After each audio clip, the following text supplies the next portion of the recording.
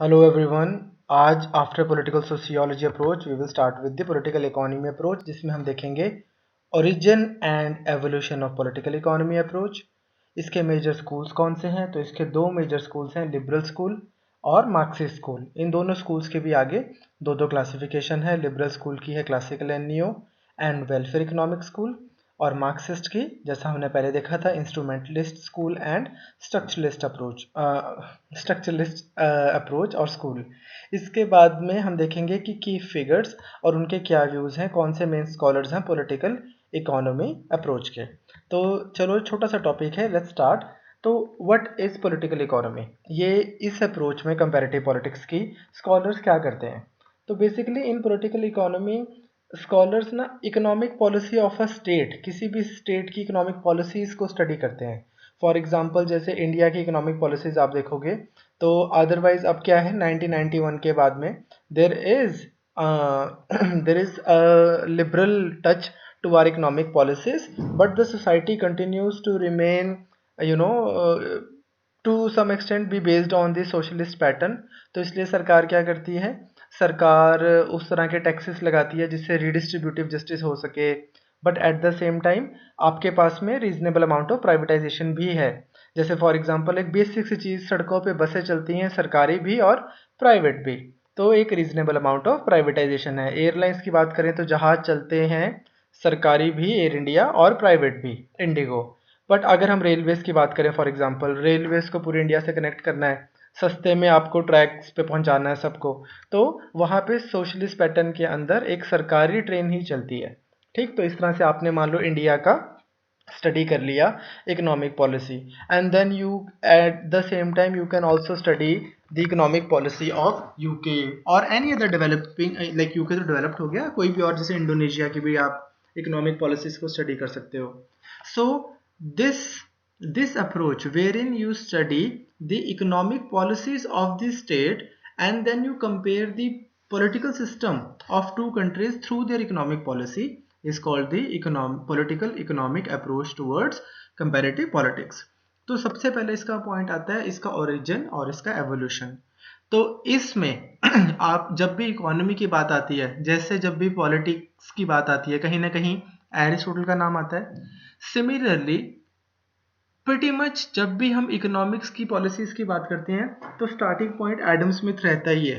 तो Adam Smith जो है उनको हम बोलते हैं father of modern political economy. उनकी किताब थी वेल्थ ऑफ नेशंस।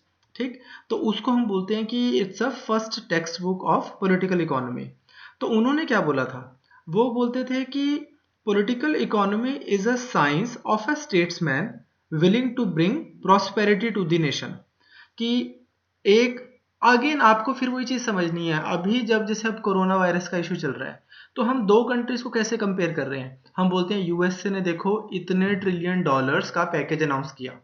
फिर हम कोई इंडिया की स्कीम उठा लेते हैं कि अभी इंडिया ने इतने लाख करोड़ रुपए का पैकेज अनाउंस किया। तो जो इकोनॉमिक पॉलिसी भी बननी है, ये बननी तो वाया मतलब डिसीजन तो वाया पॉलिटिकल स्टेट्समैन नहीं आना है ना। तो डिसीजन लेना है पॉलिटिक्स ने, जैसे हमने ना पहले उसमें किया था सिस्टम एनालिसिस में कि पॉलिटिकल सिस्टम एग्जिस्ट करता है, जैसे इकोनॉमिक सिस्टम एग्जिस्ट करता है, बहुत सारे सिस्टम्स एग्जिस्ट करते हैं। तो because political system has this unique feature of unique function of authoritative allocation of values, authoritative allocation of goods and services, इसलिए आप इकोनॉमिक पॉलिसी को पढ़ते हो पॉलिटिक्स को समझने के लिए। ठीक, तो Adam Smith himself was a supporter of free market economy, laissez-faire state। तो उनको ऐसा लगता था कि अगर फ्री मार्केट इकोनॉमी हो जाएगी, अगर किसी भी कोई भी पॉलिटिशियन अपनी कंट्री में जो भी रूलिंग क्लास है, अगर वो फ्री मार्केट इकोनॉमी को फॉलो करेंगे तो it will bring wealth to the nation. लेकिन फिर इसी चीज को कार्ल मार्क्स ने बाद में क्रिटिसाइज किया था। Karl Marx offered the critique of political economy of of Adam Smith, and what did he suggest? Remember Karl Marx क्या बोलता था कि free market economy will bring wealth only to few and not wealth to the nation as a whole. तो अगर अपने को origin और evolution समझना हो तो हम दोनों स्कूल से स्टार्ट कर सकते हैं कि एक लिबरल स्कूल है, एक मार्क्सिस्ट स्कूल है। पर आप इसमें एक चीज देख पा रहे हो, एक अच्छी चीज इसकी क्या है पॉलिटिकल इकोनॉमी की, कि ये सिर्फ दो पॉलिटिकल सिस्टम्स को स्टडी नहीं कर रहा, ये नॉर्मेटिव भी है। मतलब ये नॉर्म्स भी दे रहा है, सजेशंस भी दे रहा है कि ऐसी पॉलिसी होनी चाहिए, ऐसी पॉलिसी होनी चाहिए। फॉर एग्जांपल एडम स्मिथ बोल रहा है कि पॉलिटिकल इकोनॉमी अप्रोच को फॉलो करने के बाद एडम स्मिथ बोल रहा है कि you should go for free market economy, you should go for laissez faire. On the other hand Karl Marx बोल रहा है कि no this will not work, so I am suggesting this. So there exist you know kind of एक एक norm दिया जा रहा है। That thing is a very good feature of political economy. तो अब इसके अगर हम मेजर स्कूल्स देखें तो हमारे पास पहला लिबरल स्कूल है। लिबरल स्कूल में दो स्कूल्स हैं, पहले का नाम है क्लासिकल एंड न्यू लिबरल और दूसरे का है welfare economics of social liberalism. ठीक, क्लासिकल और न्यू लिबरल आपको थोड़ा, अब हम बस इसके बाद में पॉलिटिकल थ्योरी से स्टार्ट कर रहे हैं दोबारा, तो उसमें आपको पता लगेगा कि वो लोग जो बोलते हैं कि सरकार जो है, क्लासिकल बोलते हैं कि state is a necessary evil. सरकार है ना जो, वो उसकी थोड़ी बहुत जरूरत है, अदरवाइज सरकार होनी नहीं चाहिए, एक नेसेसरी इवल है। नियो लिबरल क्या बोल रहे हैं, ये बोल रहे हैं कि स्टेट इज इवल, सरकार की जरूरत ही है नहीं, प्राइवेटाइजेशन होनी चाहिए, इकोनॉमिक पॉलिसीज में कंप्लीट प्राइवेटाइजेशन होनी चाहिए। स्कूल ऑफ वेलफेयर इकोनॉमी वाले या सोशल लिबरल क्या बोलेंगे, वो बोलेंगे कि नहीं नहीं नहीं, जैसे आज की डेट में आप तकरीबन तकरीबन मॉडर्न मैक्सिमम स्टेट्स देखते हो ना, उन स्टेट्स में क्या होता है, सरकारें लोगों के ह्यूमन डेवलपमेंट इंडेक्स को इम्प्रूव करने में लगी हुई हैं, लोगों की सोशल वेलफेयर के लिए काम कर रही हैं, बट इकोनॉमिक पॉलिसीज फिर भी प्राइवेटाइज्ड हैं। तो सरकार क्या कर रही है, फ्री एजुकेशन दे रही है, सरकार फ्री हेल्थ दे रही है, ठीक है, इस तरह की चीजें कर रही है बहुत सारी। And eight the same time market में लेकिन ऐसा नहीं है कि सरकारीकरण हुआ हुआ चीजों का, नेशनलाइजेशन हुई है। There are free banks, there are private companies, private manufacturing, private trade. तो वो काफी ज्यादा सोशल लिबरलिज्म के करीब की बात है। दूसरा स्कूल है हमारा मार्क्सिस्ट स्कूल। मार्क्सिस्ट स्कूल में हम जो पहले करके चुके हैं एग्जैक्टली सेम है, इंस्ट्रूमेंटलिस्ट, जो क्या बोलेंगे कि इकोनॉमिक पॉलिसीज जो हैं वो क्या है, मतलब बुर्जुआ क्लास कंट्रोल करती है स्टेट को और इकोनॉमिक पॉलिसी उन्हीं के हिसाब से बनती है। और स्ट्रक्चरलिस्ट का भी आपको पता ही है, जो हमने पॉलिटिकल सोशियोलॉजी में किया था। अब इसमें की फिगर्स कौन सी हैं हमारी, जो आपको पेपर में इनके नाम लिख के आने हैं याद से, इनके मैं आपको बता भी रहा हूँ व्यूज के हैं। तो पहला है professor Amartya Sen, Hamza Alvi, Gunnar middle and Atul Kohli. Political economy के बारे में आप 2 मिनट सुनो अब कि इनके नाम हम कैसे लिख के आएंगे। तो ज्यादातर पॉलिटिकल इकोनॉमी अप्रोच यूज होती है डेवलपिंग कंट्रीज के लिए। क्यों? क्योंकि लाइक आई सेड, डेनमार्क को ना बहुत ज्यादा जरूरत नहीं है कि कोई आके उसको ना इकोनॉमिक पॉलिसीज बता दे, या नॉर्वे को कि भैया बताना हम कैसे इकोनॉमिक पॉलिसीज यूज करें, बिकॉज मोर और less economically that country is doing, मतलब मोर और लेस क्या, इनफैक्ट बाकी किसी भी कंट्री से कंपेयर करो तो Scandinavia, western Europe, these places are doing economically far better than the rest of the world. ये तो इंडिया जैसी कंट्रीज जो हैं, इंडोनेशिया जैसी, साउथ अफ्रीका जैसी, ब्राजील जैसी, है ना, इन कंट्रीज को जरूरत है कि कोई उनकी पॉलिसीज को पढ़े, कंपेयर करे और नॉर्मेटिव सेंस में उनको कुछ सजेशन भी देखे जाए, उस क्वांटिटेटिव डेटा को यूज करके आइडियल पॉलिसीज भी देखे जाए। तो नॉर्मली क्या होता है, political economy approach is use for the study of developing countries. तो अब इसकी मेथडोलॉजी क्या है, तो क्या करते हैं, बहुत ज़्यादा, मतलब इसको ना कहीं पॉलिटिकल इकोनॉमी को पॉलिसी साइंस भी बोल सकते हो। आप कंट्री की पॉलिसीज को उठाते हो, इकोनॉमिक पॉलिसीज को, और उनका डेटा उठाते हो बहुत सारा कि ये इकोनॉमिक पॉलिसी इस तरह से करने पे कि जैसे डायरेक्ट बैंक ट्रांसफर है किसी एक कंट्री में, कितने फाइनल बेनिफिशरीज को उसका फायदा हो रहा है, कितनी लीकेजेस हो रही हैं सिस्टम में, ठीक है, कितना पैसा कहाँ पे लग रहा है, कहाँ पे नहीं लग रहा, कितने % हेल्थ पे लग रहा है, कितने % एजुकेशन पे लग रहा है, अगर यहाँ पे लग जाए तो क्या फायदा हो जाए, वहां पे लग जाए तो क्या नुकसान हो जाए। इस तरह से आप क्वांटिटेटिव डेटा को उठाते हो, उसको एक पॉलिटिकल इकोनॉमिक्स अच्छे से पढ़ते हैं, and then they suggest what should be the economic policy of the state. So इस तरह को हम बोल रहे हैं पॉलिटिकल इकोनॉमी। अब इसमें प्रोफेसर अमर्त्य सेन का आपने नाम सुना हुआ है, बहुत ज्यादा नोबेल लॉरेट हैं।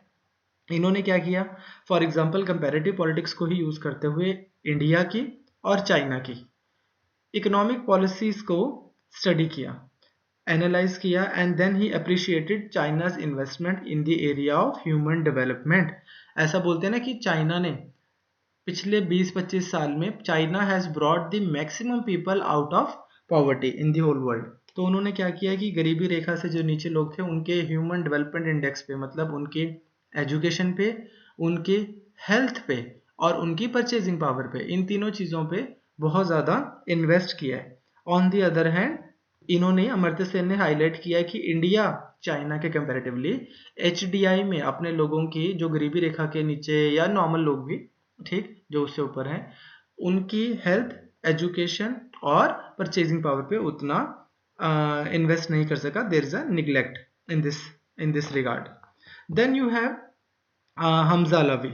ठीक, हमजा अलवी जो है, इन्होंने ये स्ट्रक्चरलिस्ट मार्क्सिस्ट हैं। इन्होंने पॉलिटिकल इकोनॉमी पाकिस्तान की पढ़ के इन्होंने कुछ नॉर्म दिया था। वो ना हम अभी थोड़ी देर में एक और अप्रोच करेंगे, उसमें मैं आपको करवाऊंगा। जितना वो पाकिस्तान के लिए ट्रू है उतना ही वो इंडिया के लिए भी ट्रू है, उतना वो बहुत सारे साउथ एशियन कंट्रीज के लिए ट्रू है। Idea of over developed state हम थोड़ी देर में करेंगे। Then you have Gunnar Myrdal, ये नॉन मार्क्सिस्ट स्कॉलर है। इनकी बुक का क्या नाम है? Asian drama. ये भी उसमें बहुत पढ़ा जाता है, सोशियोलॉजी में इनको बहुत पढ़ा जाता है। So he analyse the nature of state in India and Indonesia and he coined the term soft state for India.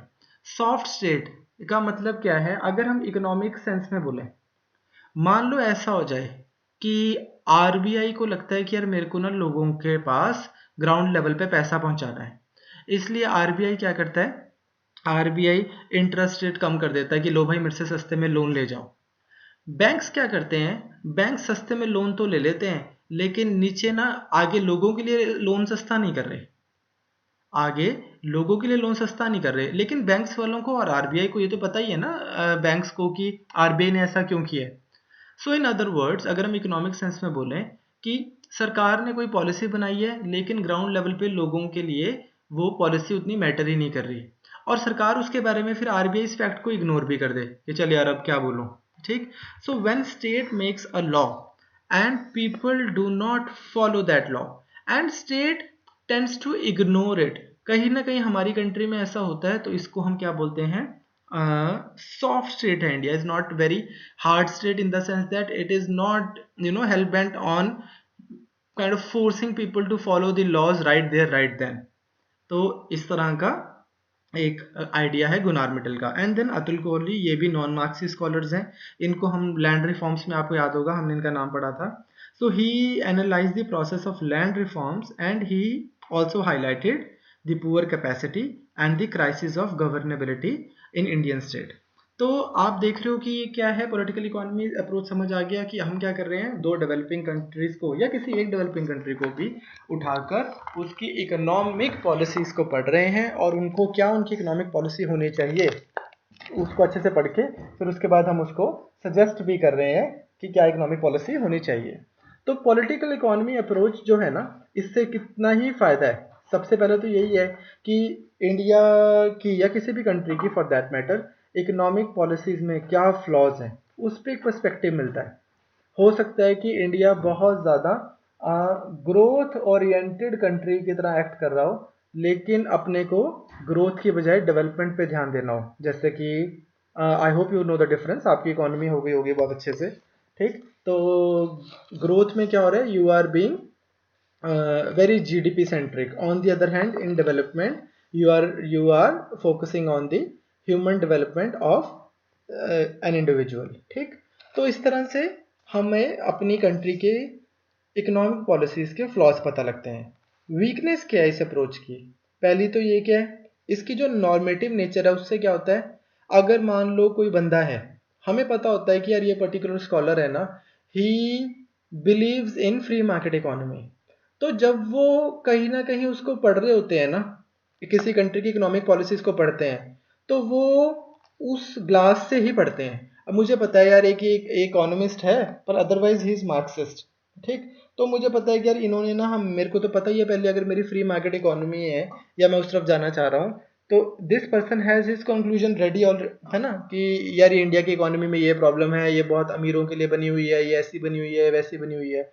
Because of its normative nature, it is usually based on the school of thought a particular school of thought of the political scientist or the economist in question. Okay.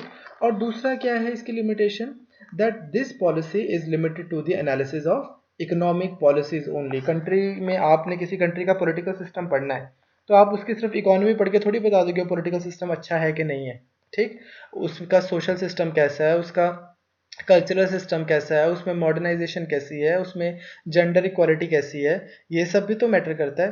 So this is a very unidimensional school of this is a very unidimensional discipline of comparative politics, ठीक है।